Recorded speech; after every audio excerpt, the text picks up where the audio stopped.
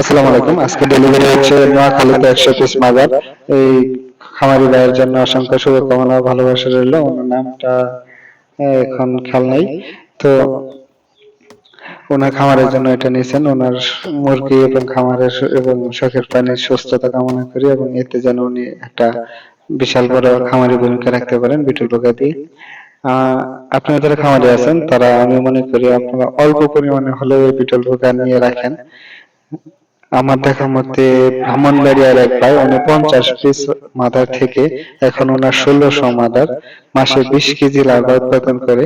আর 20 KG larva কিন্তু মোটামুটি বিটলের জন্য ব্যাপক, কারণ আপনি কোন প্রাণীকে বিটল কিন্তু 100% খাওয়ানো হয় না। সেটা ডিম পাড়া মুরগির ক্ষেত্রে 10% হয় এবং মাংসের জন্য 80% বা 60% হয়। তো জাস্ট যে কোনো প্রাণীকে আপনি যদি প্রোটিনের চাহিদা পূরণ করতে পারেন তাহলে ওই জিনিস সুস্থ থাকবে, সুন্দর থাকবে, রোগবালাই থেকে বেঁচে থাকবে। আর প্রত্যেক খামারির সবচেয়ে বড় একটা চ্যালেঞ্জ তার মুরগিকে বা শখের প্রাণীকে সুস্থ সুন্দর রাখা, তাহলে সে সফলতা অর্জন করতে পারবে। এছাড়া কোনো খামারি সফলতা অর্জন করতে পারবে না। তবে ভাগ্যের একটা বিষয় আছে, যদি ভাগ্যে না থাকে তাহলে কিছু করার থাকে না। তবে আশা করি সকলেরই এটা দিয়ে একটা ভালো কিছু হবে। ধন্যবাদ।